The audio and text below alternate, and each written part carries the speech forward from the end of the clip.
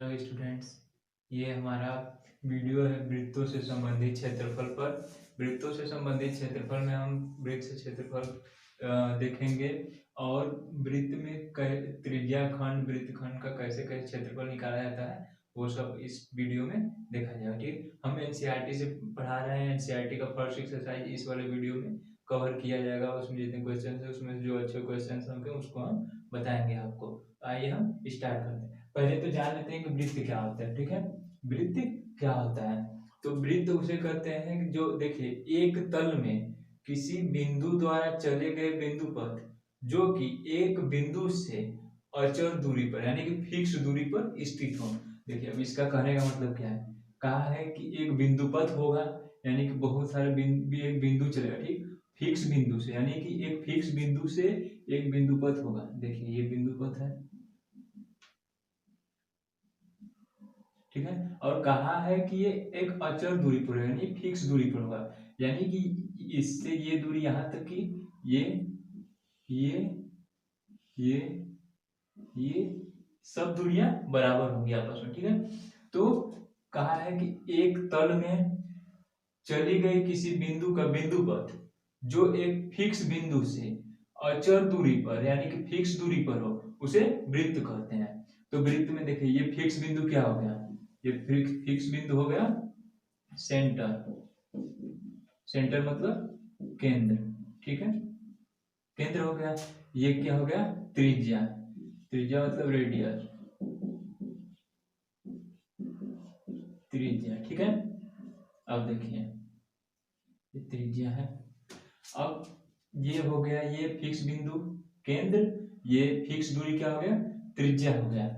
अब ये जो पूरा जो चला है, जो रास्ता ये तय किया है एक बिंदु, ये पूरा रास्ता हो जाएगा यहाँ से ऐसे ऐसे ऐसे ऐसे पूरा यहाँ तक आ गया। यानी कि यहाँ से एक बिंदु था, मान लीजिए बिंदु है, हम दिखाने के लिए आपको बड़ा कर दिए हैं। यहाँ से ये चला, ये पूरा इतना घूम के आ गया, इसको क्या कहेंगे? परिधि, ठीक है। परिधि, परिधि को क्या कहते हैं? सरकमफ्रेंस। सरकमफ्रेंस, सरकमफ्रेंस कहते हैं परिधि को अंग्रेजी में, ठीक है। तो वृत्त को देखिए, वृत्त किसे कहते हैं? तो एक तल में बिंदु का बिंदु पथ जो एक फिक्स बिंदु से अचल दूरी पर हो उसे वृत्त कहते हैं, ठीक है। अब देखिए आगे वृत्त में क्या होता है, देखिए परिधि और व्यास का एक रिलेशन होता है जो कि पाई के बराबर है, यानी कि परिधि बटा में व्यास, ठीक है, बराबर पाई। ये निकाला गया है आपका। तो परिधि बटा में व्यास बराबर पाई। तो यहाँ से हम परिधि का फार्मूला निकालेंगे। अब इसका जो त्रिज्या है इसको हम मान लेंगे कि ये स्मॉल आर है, ठीक है। ये वाली त्रिज्या जो यहाँ से यहाँ तक जो ये वाली दूरी है ये स्मॉल आर है। तो देखिए अब हम क्या करते हैं, परिधि बराबर परिधि बटे में, पहले परिधि बटे में व्यास कितना है? तो त्रिज्या का दोगुना व्यास होता है। ये आपको क्लास 9th में वृत्त वाले चैप्टर में पढ़ाया जाएगा। ये देखिए त्रिज्या का जो दोगुना होता है उसे हम व्यास कहते हैं। हम इसी में एक साथ कवर कर लेंगे क्योंकि ये सब जो परिभाषाएं हैं वो वृत्त वाले चैप्टर में पढ़ा दी जाएंगी। तो देखिए पहले तो ये त्रिज्या है, त्रिज्या का दोगुना क्या होगा? व्यास होगा, यानी दो गुणित त्रिज्या जो होगा, त्रिज्या दो गुणित त्रिज्या बराबर व्यास, ठीक है। व्यास को अंग्रेजी में कहते हैं डायामीटर, ठीक है। मीनिंग थोड़ा मिस्टेक होगा देख लीजिएगा। डायामीटर होगा और दो गुण त्रिज्या बराबर व्यास, यानी कि डायामीटर को हम डायरेक्ट डी से लिख देते हैं और दो लिख देते हैं और त्रिज्या को स्मॉल आर रखे हैं तो आर लिख देंगे, यानी कि डायामीटर त्रिज्या का दो गुना होता है, ठीक है। अब देखिए यहाँ पे तो व्यास दिया है, तो व्यास कितना है? 2r बराबर पाई। पाई है ये कांस्टेंट है। पाई का मान देखिए होता है 22/7 3.14 हो गया। तो आपको यहां से एक फॉर्मूला आएगा, परिधि बराबर इसका इधर मल्टीप्लाई कर देंगे, इसके नीचे 1 है। बहुत बच्चों को ये कंफ्यूजन होगा कि सर इधर से उठा के उधर मल्टीप्लाई कर देते हैं, उधर से उठा के इधर कर देते हैं। तो हम आपको चैप्टर में ही कैसे सोल्यूशन कैसे किया जाता है, कैसे सॉल्व किया जाता है, कैसे इधर का उठा के उधर कर देते हैं, कभी मन करे इधर से उठा के उधर मल्टीप्लाई कर देंगे, उधर से उठा के तो इधर घटा देंगे, जोड़ देंगे। तो उसको आप इन्हीं क्वेश्चंस के सहायता से हम आपको बताते जाएंगे, आप ध्यान देते जाइएगा। उसको किसी अलग से कोई चैप्टर नहीं होता है उसका, ठीक है। देखिए ये पाई है, इसके नीचे 1 लिख सकते हैं, ये 1 हो गया। तो देखिए क्रॉस मल्टीप्लाई करेंगे तो इसको 1 को इधर मल्टीप्लाई कर दिए, इसको इधर मल्टीप्लाई कर दिए, ठीक है। तो परिधि हो गया। अब परिधि में 1 का मल्टीप्लाई करेंगे तो परिधि वही परिधि रहेगा, 1 में मल्टीप्लाई होगा तो, और 2r को इधर ला देंगे तो 2r गुणते पाई हो गया। अब इसको आसानी से याद करने के लिए हम लोग क्या करते हैं, 2 पाई r, ये हो गया परिधि बराबर 2 पाई r। ये आपका एक फॉर्मूला आ गया। अब देखिए अब इस पे ही हम आपको बताएंगे क्वेश्चंस। और एक और फार्मूला आप जान लीजिए कि इसका क्षेत्रफल कितना होगा। तो यहाँ पे ये परिधि किसका है, तो वृत्त का, वृत्त का परिधि बराबर 2 पाई r। अब देखिए अब वृत्त का क्षेत्रफल, तो वृत्त का क्षेत्रफल बराबर होता है पाई r स्क्वायर, ठीक है। अब समझिए परिधि और क्षेत्रफल दोनों बहुत ही कंफ्यूजिंग वाले शब्द हैं, ये दोनों यहाँ पे हम नहीं लिखते हैं, आगे हम लिखे रहते हैं परिधि और क्षेत्रफल, ठीक है। अब देखिए परिधि पूछेगा तो कैसे समझेंगे कि यही वाला है, और क्षेत्रफल पूछेगा तो कैसे समझेंगे कि यही वाला है। ये तो मान लीजिए रटा है तो याद है, ठीक है। अगर परिधि पूछ दिया तो ऐसा है, सिंपल है, तो आप समझ जाएंगे 2 पाई r पे रख के लगा देना है। लेकिन यदि परिधि पूछ दिया तो परिधि का मतलब पूरा होता है, परिधि मतलब पूरा, परिधि मतलब पूरा, टोटल, ठीक है। यानी देखिए इसका परिधि निकाले हम लोग तो 2 पाई r निकाले हैं, यानी कि 2 पाई और ये रेडियस इसका मल्टीप्लाई करेंगे तो ये पूरा लंबाई आ जाएगा। ये जितना चला है एक तो यहाँ से चला चला चला चला चला चला ये यहाँ आ गया, ठीक है। तो ये परिधि मतलब पूरा आ गया। अब देखिए परिधि पूरा टोटल, यानी कि परिधि जहां बोला आप समझ जाएंगे कि पूरा पूछ रहा है, जो दिया उसका पूरा पूछ लेगा, तुरंत तोड़ दे। तो अब देखिए यहाँ पे इसका ये वाला ये अर्धवृत्त है, ठीक है, इसका ये सेंटर है, तो ये r हो गया। तो अब इसमें कहेगा कि परिधि बताइए, तो अब तुरंत तोड़ दे फार्मूला लगा देंगे, अब गड़बड़ा जाएगा मैटर। तो यहाँ क्या करेंगे ना कि देखिए परिधि कहा, तो हम आपको इसीलिए ये वाला बता रहे हैं, ये वाला, ये एकदम सदा सत्य बात है, परिधि मतलब पूरा होता है, याद रखना है हमेशा, ये भुला जाए कोनो बात नहीं है, ये याद रखना चाहिए, ठीक है। तो अब इस पे क्या करेंगे, देखिए r आ गया, ये सेंटर है, सेंटर को उसे दिखा देते हैं। अब अर्धवृत्त है तो परिधि का है मतलब पूरा बताना है, तो ई वाला तो आधा है, यानी कि अर्धवृत्त का, देखिए अर्धवृत्त का परिधि, ठीक है, अर्धवृत्त का परिधि बताना है। तो देखिए फार्मूला हर चीज का याद नहीं किया जाएगा, हम आपको बताएंगे जैसे वैसे आप निकाल लेंगे फार्मूला, ठीक है। तुरंत तौर से क्वेश्चन देखें, नीचे ऐसे लिखें, एक लाइन फार्मूला लिखें, नीचे सब लगा के रख देंगे, आ जाएगा आंसर, ठीक है। तो अब देखिए वृत्त का परिधि निकालना है हमको, तो परिधि मतलब क्या होता है, पूरा। तो इसका ये वाला पहले देखिए, ये यहाँ से यहाँ है, तो अर्धवृत्त है तो पूरे वृत्त का कितना होता है 2 पाई r, अर्धवृत्त है 2 से भाग दे दीजिए, दिया जाएगा, ठीक है। अब देखिए यहाँ पे प्लस कर देंगे, क्योंकि अभी पूरा नहीं गए हम लोग, आधा यहाँ से यहाँ तक आए बस, अभी यहाँ से यहाँ तक आना बाकी है। तो यहाँ से यहाँ जो होता है सेंटर से होकर रेखा जा रही है, तो ये यहाँ से यहाँ आएगा तो व्यास हो जाएगा। तो व्यास कितना होता है 2r, डायमीटर व्यास 2r होता है। अब एक तो फार्मूला आ गया, अब आप इसको रटेंगे नहीं, देखिए पाई r 2r, इसको निकाल लेंगे तुरंत, क्या है आसान है, अर्धवृत्त का परिधि इतना निकालें, उसके बाद इतना लिखें, काम खत्म। अब आपके एग्जाम में इतना ही आएगा, और आपके सिलेबस में भी अर्धवृत्त रखिए। तो देखिए एग्जाम में है या कहीं है इसका मतलब नहीं है, आप समझिए कि परिधि मतलब पूरा होता है, ठीक है। अब क्षेत्रफल पे आते हैं, तो क्षेत्रफल से होता है कि पूछ दिया क्षेत्रफल पूछा, तो क्षेत्रफल का मतलब मान लीजिए वृत्त है, तो इसमें तो आप लगा देंगे कि ये पूरा जितना है ये वाला, ये क्षेत्रफल हो जाएगा इसका। ठीक, अभी एक तो बना दिया, ऐसे बना देगा, नीचे में ऐसे बना के ऐसे बना देगा, कह देगा इसका बताइए, इसका क्षेत्रफल बताना है। तो इसको क्या करेंगे जानते हैं, देखिए ये यहाँ से इसका ये कह देगा कि सेंटर है इसका ऊपर वाले का वृत्त का, और ये पूरा वृत्त से होकर रेखा जा रही है, नीचे ये आयताकार भाग है, ऊपर वाले वृत्त लगा दिए, कोनो खिलौना बना दिए, झोला बना दिए, कुछ और बना देगा। तो ये पूछ लेगा कि इसका पूरे का क्षेत्रफल बताइए। तो पूरे का क्षेत्रफल बताने के लिए ये क्या करेंगे, इसका हो गया तो अर्धवृत्त का क्षेत्रफल वाला यूज कर लेंगे। तो हम इसको क्या लिख देते हैं, अर्धवृत्त का देखिए क्षेत्रफल है, तो पूरे वृत्त का क्षेत्रफल कितना है, पाई आर स्क्वायर बटे में 2। अर्धवृत्त का हमको बताना है, ठीक है। अब इसका बता लिए तो अब इसका निकाल लीजिए। अब इसका कितना होता है, आयत का क्षेत्रफल बराबर लंबाई गुणित चौड़ाई, ठीक है। आयत का क्षेत्रफल आ जाएगा।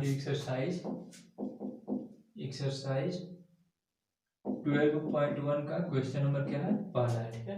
एक्सरसाइज 12.1 का क्वेश्चन नंबर पहला, यहाँ देख लीजिए, क्वेश्चन नंबर पहला है, ये एनसीईआरटी से, ठीक। एनसीईआरटी का पहला क्वेश्चन क्या है, आपको स्क्रीन पे क्वेश्चन दिख रहा होगा, हम अपने फोन पर हैं।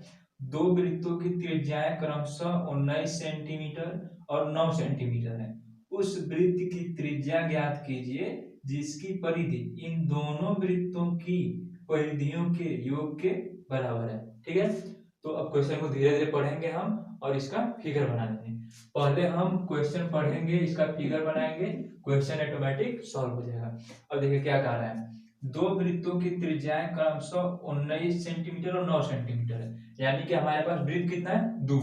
तो दो वृत्त बना लीजिए, एक 19 सेंटीमीटर वाला, एक 9 सेंटीमीटर वाला।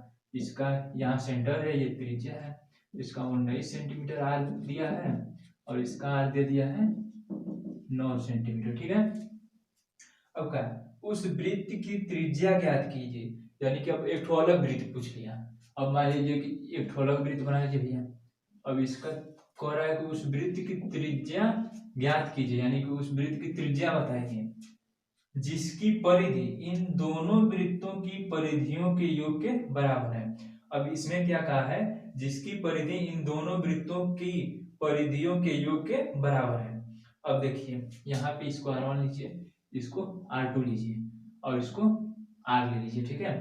अब देखिए हम आपको बताते हैं, यहाँ देखिए अब क्या है कि यहाँ पे ये R2 है हमारा, पहला वृत्त है जिसका त्रिज्या R1 19 सेंटीमीटर दे दिया, दूसरा वृत्त है जिसका त्रिज्या R2 9 सेंटीमीटर दे दिया, और तीसरा वृत्त है जिसका त्रिज्या हम R माने हैं, ये R पूछ रहा है और कह रहा है कि इन सब का जो है क्या बराबर है, क्षेत्रफलों नहीं क्षेत्रफल परिधियों का योग बराबर है।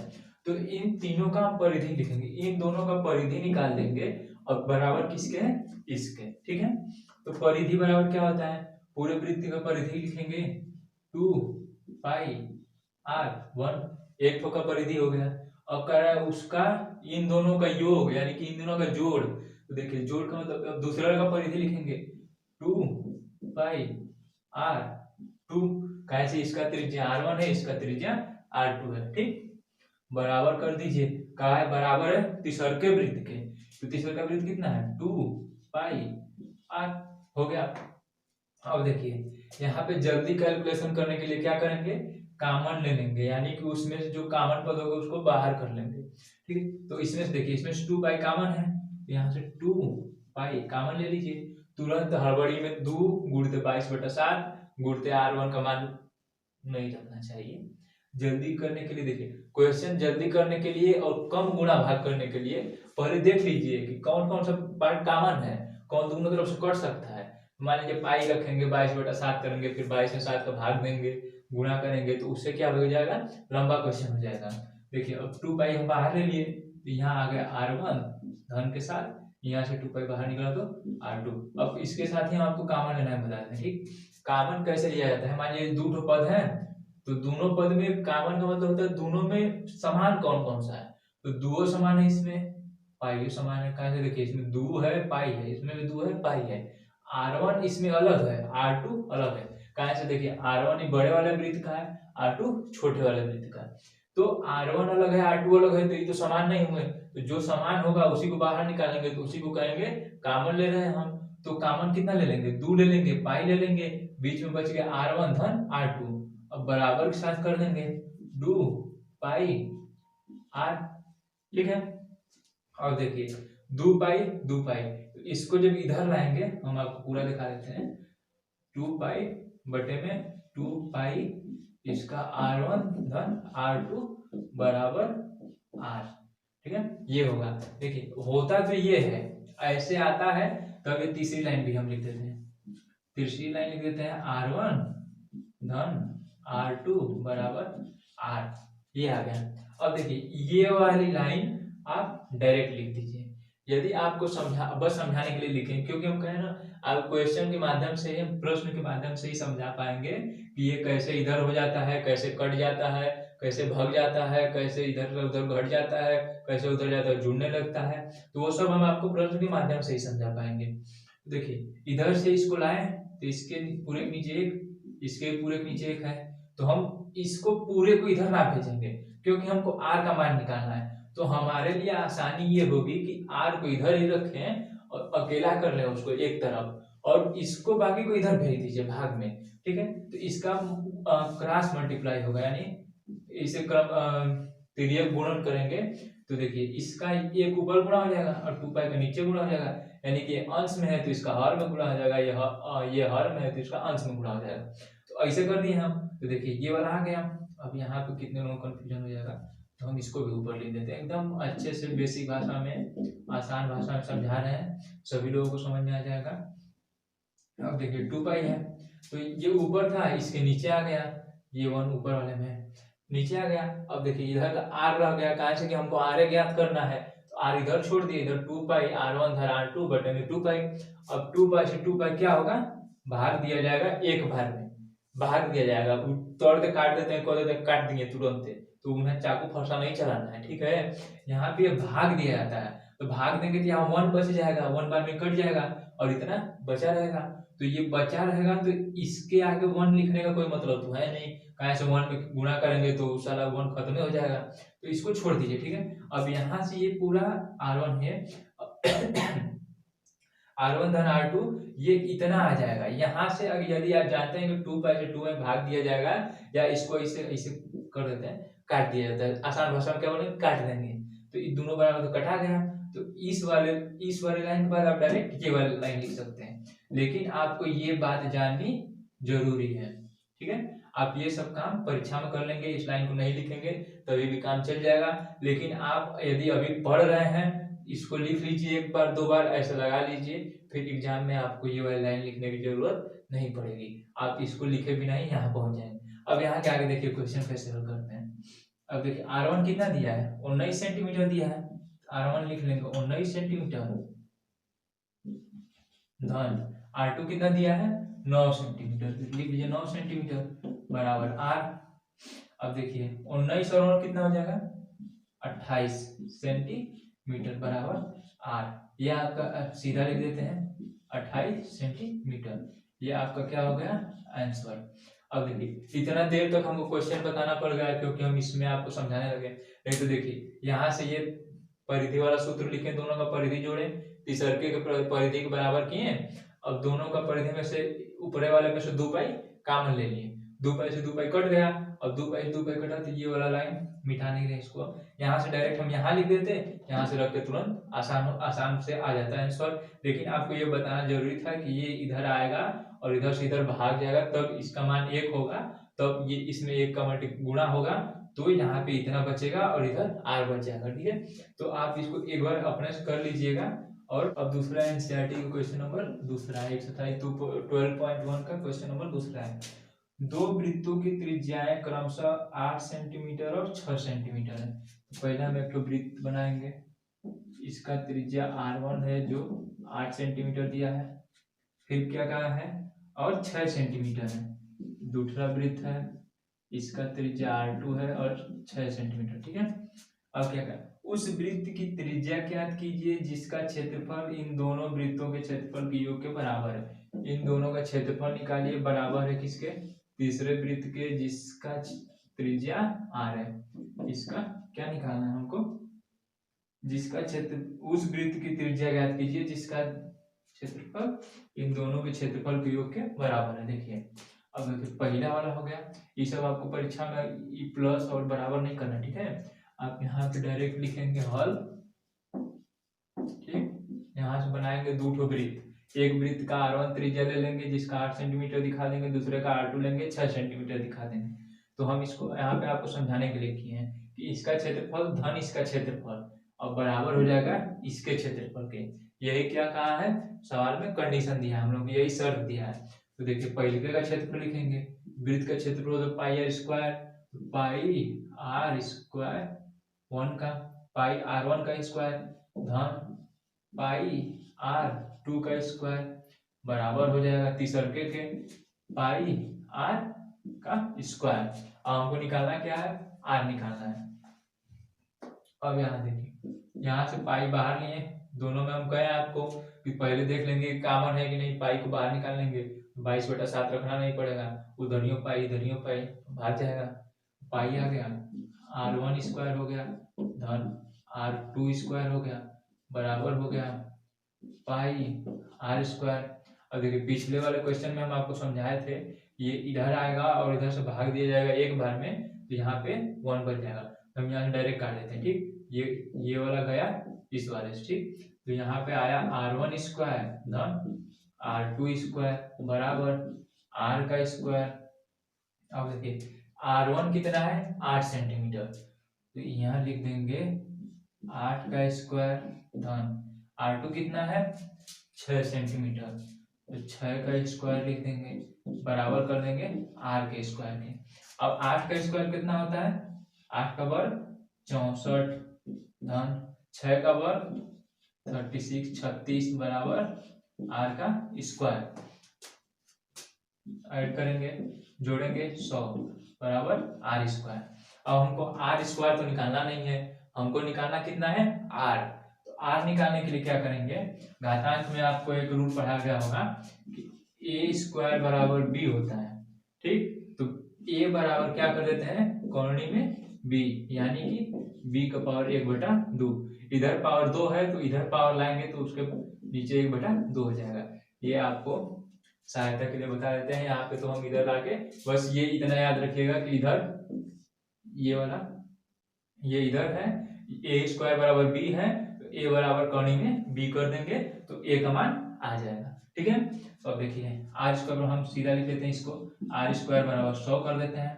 अब देखिए r निकालना है हमको, तो r बराबर कितने कर देंगे कॉर्नी में 100 रूट में 100 इसको, ठीक है। अब देखिए इसका क्या करेंगे, रूट में 10 गुणित 10, 10 का 2 बार गुणा करेंगे 100 आएगा। अब इसको क्या करेंगे बाहर लेंगे, जब कॉर्नी हटाएंगे तो इसका 1 लेंगे यानी कि 10 सेंटीमीटर, क्योंकि हमारा मात्रक सेंटीमीटर में था, ये मीटर में होगा सेंटीमीटर में अलग होगा, तो दोनों का मात्रक एक कर लेंगे, या तो मीटर में बदलेंगे या तो सेंटीमीटर में बदलेंगे। तो पहले से हमारा सेंटीमीटर में था तो हमारा आंसर आ गया सेंटीमीटर में, ये क्या हो गया उत्तर, ठीक है। आपका ये हल हो गया। अब इतना देखिए, यहाँ से एक लाइन कटा, यहाँ से फिर घटाते घटाते ये वाला आपको हम बताए हैं सहायता के, आपका एडिशनल रूप में बताए हैं, ये घातांक का है, ये आपको 8वीं कक्षा में या 7वीं में पढ़ाया गया होगा, तो ये आपको अलग से बताएं, इसको सोल्यूशन मत लिख दीजिएगा, ठीक है। और यहाँ से ये पूरा यहाँ से करते करते यहाँ पे आपका आंसर आ जाएगा। अब अगला क्वेश्चन देखते हैं। अब देखिए जीआरटी का क्वेश्चन नंबर 4 बताएंगे हम आपको, ठीक है। ये क्या है, किसी कार के प्रत्येक पहिए का व्यास 80 सेंटीमीटर है, यदि यह कार 66 किलोमीटर प्रति घंटे की चाल से चल रही है तो 10 मिनट में प्रत्येक पहिया कितने चक्कर लगाती है, ठीक। अब लगाती है तो अब बताती है, चलो क्वेश्चन सॉल्व करते हैं।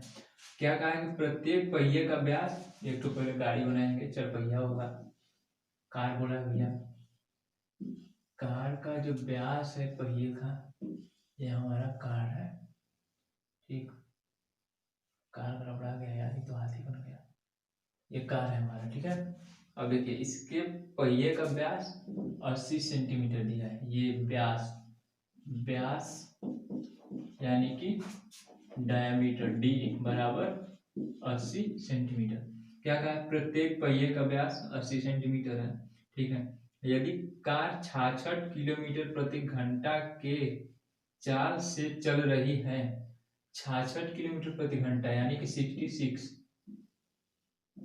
ये जा रही है 66 किलोमीटर पर आवर। ठीक है, तो इसका इतना हो गया। अब क्या कहा है, तो 10 मिनट में प्रत्येक पहिया कितने चक्कर लगाते हैं, 10 मिनट में प्रत्येक पहिया कितने चक्कर लगाती है 10 मिनट में। ठीक है, अब देखिए इसको हम हल करते हैं। अब पहिया का कह दिया है, तो पहिया का कहा है, तो पहिया में देखिए पहिया घूमेगा तो किसके बराबर दूरी तय करेगा, यानी कि ये पहिया है, ये यहाँ से समझिए आप, ये एक तो पहिया हो गया।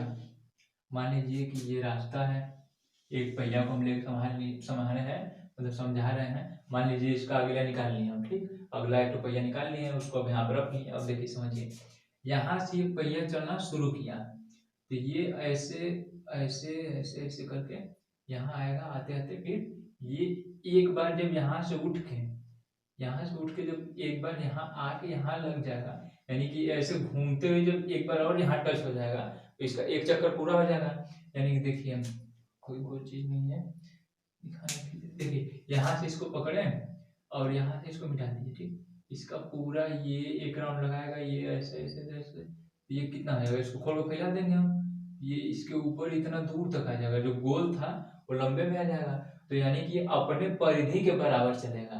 ठीक है, तो ये एक अभी तो यहाँ एक गोल था, ठीक, अब गोल है, तो यहाँ से ये जब आगे ढगलेगा तो ये क्या होगा, आगे आएगा, तो यहाँ ये बिंदु जब यहाँ आएगा तो ये इसको खोल दीजिए, यहाँ आएगा, तो ये पूरा जो गोल है ये इसके किसके बराबर है, परिधि के बराबर है, यानी कि अपने परिधि के बराबर ही एक चक्कर में चलेगा।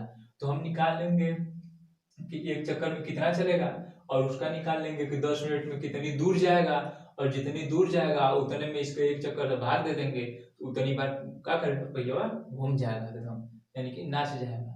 अब देखिए आप इसको हम हल करते हैं किस तरह से, तो इसको हल करने के लिए इसको मिटाते नहीं, हम यहाँ समझाते हैं। देखिए ये पूरा यहाँ 88 है, 88 नहीं 80 दिया है, ये 80 है इसका व्यास। ठीक है, व्यास कितना है 80 सेंटीमीटर, सेंटीमीटर दिया है ना, तो सेंटीमीटर है। अब देखिए यहाँ पे क्या होगा, लफड़ा क्या होगा, 80 सेंटीमीटर है, वहाँ किलोमीटर प्रति घंटा में है, यहाँ पे मिनट में दिया है, तो इन सबको एकदम खींच खांच के कई मात्रक में लाएंगे, तो हम सबको क्या करेंगे, खींच खांच के लाएंगे किसमें, मीटर। ये मिनट है, ठीक है, 10 मिनट में है, तो इसको फिर हम किस में लाएंगे, मीटर में। तो देखिए 80 सेंटीमीटर है, तो हम आपको बताए थे डायमीटर, यानी कि व्यास बराबर 2 गुणित आर त्रिज्या, तो हमको आर निकालना है, तो आर बराबर कितना हो जाएगा, डी बटे में 2, आर बराबर डी बटे में 2 हो गया, डी कितना है 80 सेंटीमीटर बटे में 2 बराबर कितना हो गया 40 सेंटीमीटर, ये कितना है आर है, आर का मान 40 सेंटीमीटर आ गया। अब इस सेंटीमीटर में है, इसको हम उठा कहाँ ले जाएंगे, मीटर में, तो मीटर से सेंटीमीटर में बदलने के लिए आपको रूल पढ़ा गया किलोग्राम वाला। तो अब देखिए 1 मीटर 1 सेंटीमीटर पर, छोड़िए इसको डायरेक्ट हम कर देते हैं आपके लिए। देखिए यहाँ पे 8 सेंटीमीटर में है तो 40 सेंटीमीटर है, तो इसको मीटर में जब बदलेंगे, मीटर बदलने के लिए 1/100 से गुणा कर देंगे, 1/100 से गुणा कर देंगे 40 में, तो ये कितना हो जाएगा मीटर में, तो ये मीटर में जाएगा, तो कितना हो जाएगा, भाग दे देंगे 100 से, तो 0.40 मीटर। ठीक है, ये आ गया आपका कितना आर मीटर में। ठीक है, अब देखिए इसको हम यहाँ बदल लेते हैं, ये है किलोमीटर प्रति घंटा में, तो किलोमीटर प्रति घंटा में 66 हो गया ई। अब यहाँ पे देखिए बच्चे याद कर लेते हैं 5/18 18/5, तो बड़ी कंफ्यूजन होने लगता है, इसको कंफ्यूजन न करने के लिए हम बताएं क्या करेंगे, ऊपर किलोमीटर दिया है, तो किलोमीटर में मीटर को किलोमीटर को मीटर में बदलने के लिए क्या करेंगे, 1000 को गुणा करते हैं। ठीक है, किलोमीटर को मीटर बदलने के लिए 1000 गुणा करते हैं। अब 1000 गुणा कर दिए, अब बटे में कर दीजिए। अब 1 घंटा में है तो घंटा कितना बदलेंगे, मीटर प्रति सेकंड में लाना है हम, तो इसको सेकंड में बदलेंगे। तो ये आवर में है यानी घंटे में है, तो इसको सेकंड में लाएंगे। तो सेकंड में लाने के लिए 3600 का गुणा कर देंगे, यानी कि 1 मिनट में, 1 घंटा में 60 सेकंड और 60 सेकंड में फिर उसके बाद 60 मिनट। 1 मिनट में गड़बड़ा रहा है, 1 घंटा में 60 मिनट और 60 मिनट है तो 1 मिनट में 60 सेकंड होगा, तो 60 से गुणा कर देंगे तो ये कितना आ जाएगा, ये 1 सेकंड, ये आपका हाँ सेकंड में आ जाएगा। ठीक है, तो 3600 सेकंड कर देंगे, 1 घंटे को बदलेंगे तो 36 सेकंड करेंगे तो ये पूरा आ गया आपका 1 मात्रक में, और ये हो गया मीटर प्रति सेकंड में। ठीक है, अब ये मिनट में है तो इसको किस में बदलेंगे, सेकंड में, तो 10 गुणते 60, ये भी क्या हो गया, सेकंड में। ठीक है, पूरा मात्रक 1 में आ गया। देखिए इसको मीटर में बदले, इसको भी मीटर प्रति सेकंड बदल लिए, इसको भी सेकंड में बदल लिए। अब हमको क्या निकालना है, इसका 10 मिनट में कितनी दूर चला जाएगा, यानी गाड़ी 10 मिनट में कितनी दूर चली जाएगी, ये निकालना है पहले। तो हम यहां से लिखेंगे चाल बराबर दूरी बटे में समय। हमको निकालना क्या है, दूरी, कहा से कितनी दूर जाएगा ये निकालना है।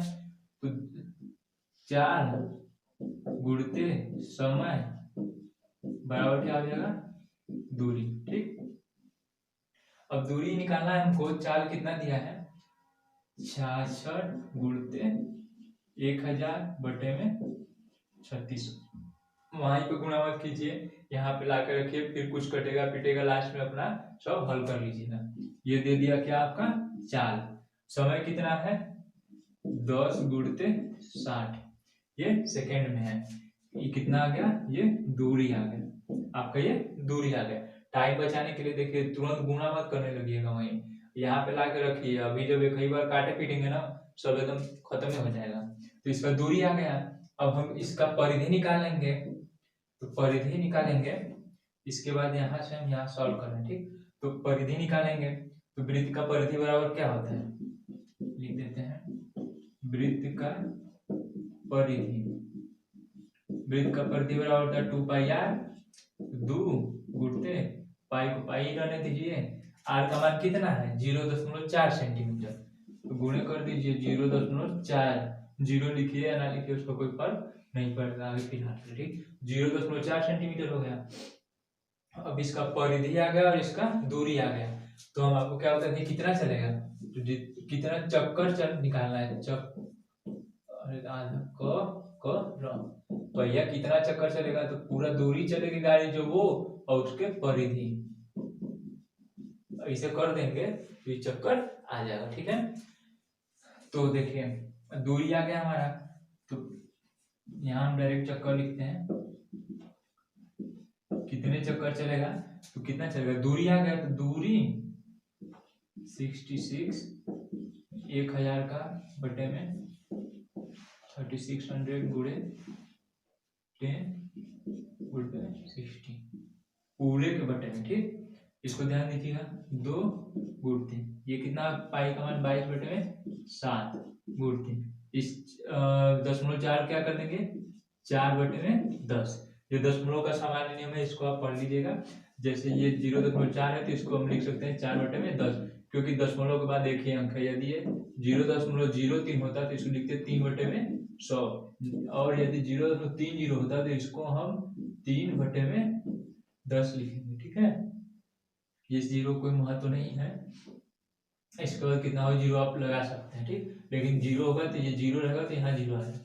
ठीक है, लेकिन इसके बाद जीरो का कोई महत्व नहीं रहता है, ऐसा कर लीजिएगा, ये बेसिक नियम है। अब देखिए यहाँ से हम क्या करेंगे, पहले अच्छे से सिस्टम से कर लेंगे, सिस्टम से करके और उसके बाद भाग देंगे तो आपको क्या है चक्कर, चक्कर लाना है हमको। अब देखिए 66 है, 66 को अंश में रखिए, गुणते 1000 सब कर लेते हैं पहले, गुणते 10 गुणते 60, ये सब अंश में है, ये हर में है, और ये सब भी इसके अंश में है, ये देखिए अंश में है, यहाँ से इसको भी हम ऐसे कर देते हैं। तो इसमें एक नियम होता है कि ऊपर का ऊपर इसका इसमें गुणा होगा, ठीक, यानी कि इधर से नीचे से ऊपर जाएगी, इसका एकदम नीचे वाले का जो हर है, यानी कि हर वाले भिन्न में जो हर है उसका सीधे उठ के ऊपर वाले के अंश में गुणा हो जाएगा, और ये दोनों का आपस में बीचवा में गुणा हो जाएगा, ठीक है। तो अब देखिए ये दोनों का आपस में गुणा हो जाएगा और नीचे वाला का उठ के ऊपर आ जाएगा, तो इसका आपस में गुणा होगा तो ये 60 है, ये नीचे का है 7 गुणते 10 है, तो 7 गुणे 10 कर दीजिए, बटे में कीजिए, नीचे का है ध्यान से देखिए 3600, 2 गुणते 22 गुणते 4, यहाँ पे 2 गुणते 22 गुणते 4, ठीक है। अब इसको कटा पिटा के आप हल करेंगे तो आंसर आ जाएगा आपका,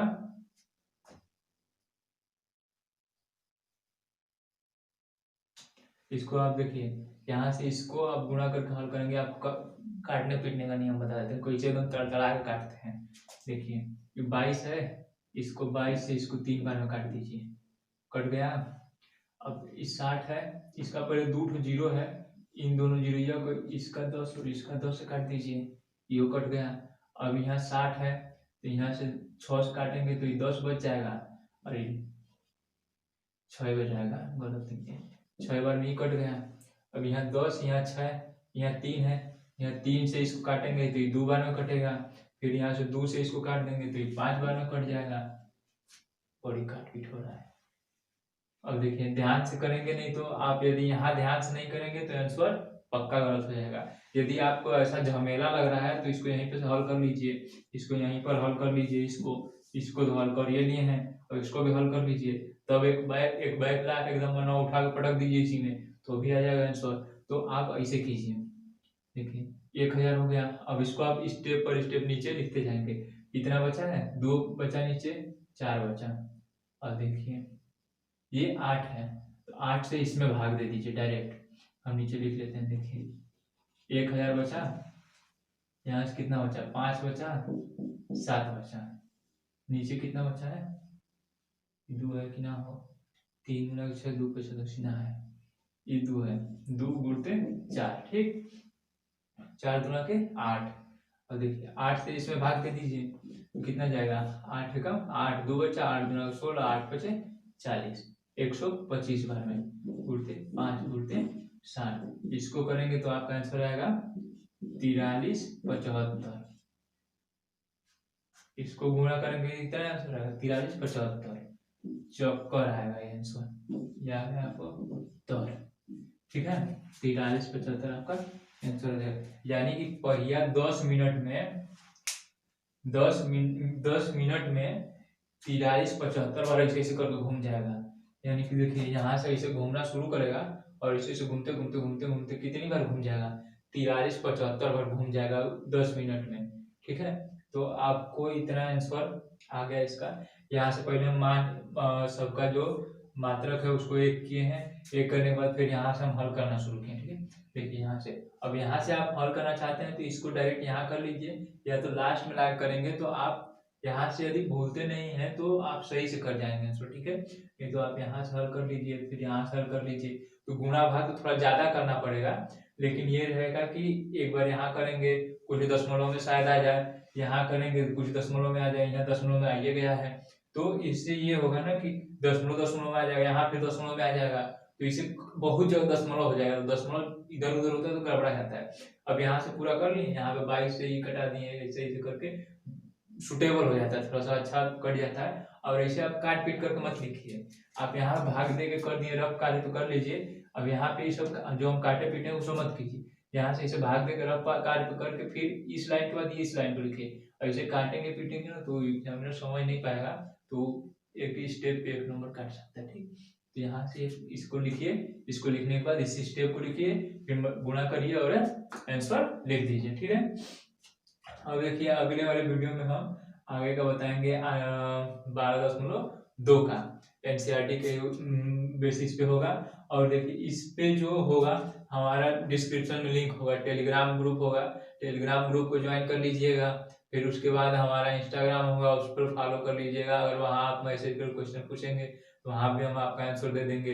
या तो हम कोचिंग का टेलीग्राम पे क्वेश्चन पूछिए, या तो इंस्टाग्राम पे क्वेश्चन पूछिए, या तो फेसबुक है उस पर आप मैसेंजर पे क्वेश्चन पूछ सकते हैं, ये 3 ठो आपको प्लेटफॉर्म दिए हम सोशल मीडिया का, जहाँ से आप हमसे डायरेक्ट जुड़ के क्वेश्चन पूछ सकते हैं, कोई डाउट हो पूछ सकते हैं, आप एनी टाइम पूछ सकते हैं। ठीक है, इसमें कोई ये मत सोचिएगा कि सर नहीं बताएंगे, बताएंगे नहीं बताएंगे, ये कुछ नहीं है। आप मैसेज कीजिएगा, आपका आंसर मिल जाएगा। ठीक है, सोल्यूशन के साथ आपको आंसर भेज दिया जाएगा कोचिंग की तरफ से। तो आज के लिए बस इतना ही, आगे नेक्स्ट वीडियो में। ठीक है।